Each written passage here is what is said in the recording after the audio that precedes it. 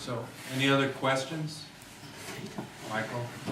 Yeah, just to follow up on what Debbie was saying, Hitler, prior to the start of World War II, where the U.S. entered World War II, had admirers like Henry Ford, Charles Lindbergh, and you know, because we know Henry Ford was anti-worker, and he really liked what Hitler was doing to the German workers, because he would love to have that done here. Reader's Digest magazine, after the start of World War II, actually had an editorial saying the United States is entering the war on the wrong side, because Reader's Digest, you know, is a very conservative magazine, and they saw the U.S. capitalist interests as being more in line with what Hitler was doing, which was to smash the working class movement. As on their way, of course, they committed a Holocaust against the German Jews, and Jews all across Europe. I had a question, though. How would you characterize the Ku Klux Klan of the early 1900s, which was a mass movement as well, and had anti-union, you know, they mobilized against the unions as well. How do you characterize them? Yeah, I think they are, in a sense, close to a fascist movement, yeah. They were based on a mass movement, as you said, a mass movement, and they were used to keep basically all the poor people down. And they were used against the unions, but primarily against African Americans, who were a lot of the workers. Yeah, so I would probably characterize it as fascist. And I think I'm sorry. Yeah, no, go ahead. I think that's a carryover why here locally we equate police brutality with fascists. Right. We see them as... Formally, yeah, no, go ahead. We see them as, well, the majority African American poor workers in the city. It's sort of like the same...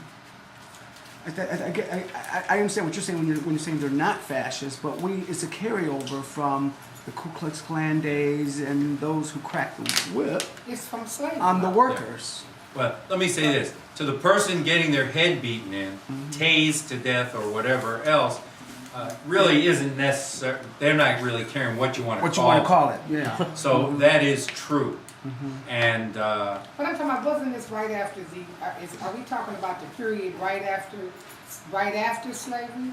Is this when this part of history took place, or is it much further? well, it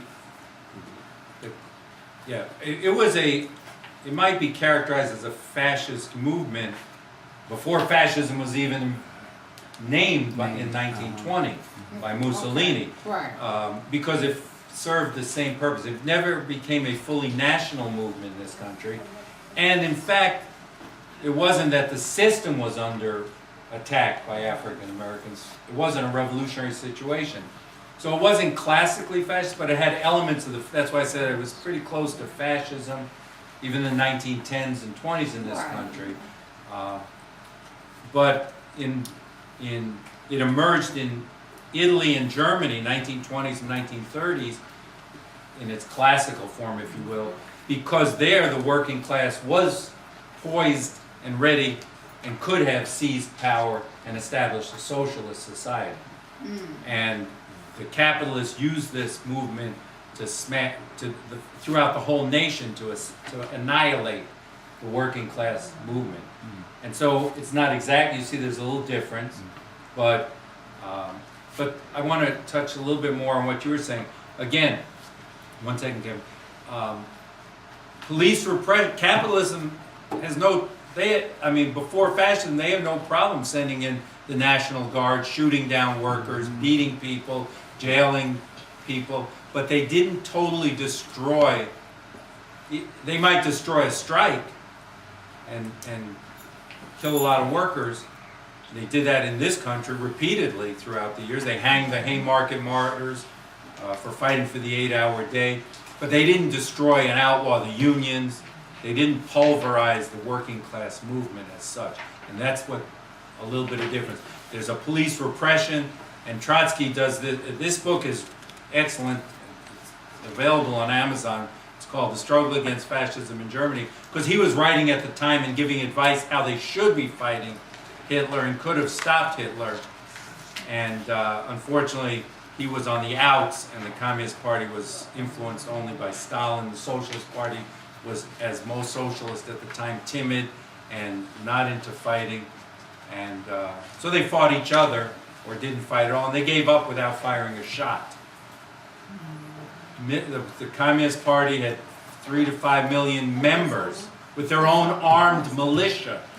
The Socialist Party had an armed militia of millions, and they did not fire a shot to stop Hitler. And we'll never let that happen, because I'm going to tell you, the people in this room will fire some shots before we would allow that to happen. But this is a lesson. This is a negative lesson of history. We'll take Kevin's question, then I'd like to, because Trotsky's, well, the introduction to Trotsky's book does describe this a lot better than I can. You know, he was telling us of fascism, even back in the 1600s, when the slavery started. Even before that, when the Native Americans were put off their land and allowed them to exterminate through the process of genocide. Okay?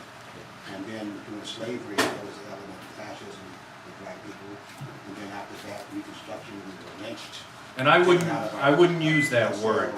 Lynched and without any pride, we couldn't even petition the courts at the time. You know? And then, you know, you had a lot of job discrimination and Jim Crows in the South. And Kevin, I wouldn't use the word fascism. Genocide? Absolutely. Terror? Absolutely. But what we're trying to distinguish here is a phenomenon that really emerged a little bit differently. So what I'd like to is go to reading this. Now, you can say loosely, yeah, we could just call him, and I do it too, you fascist pig, get away from that guy.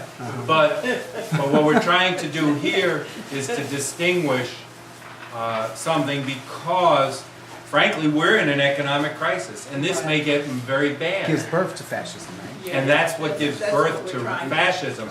But that's not to minimize what you're talking about, Kevin. The repression, the terror, the lynchings, no one is minimizing that.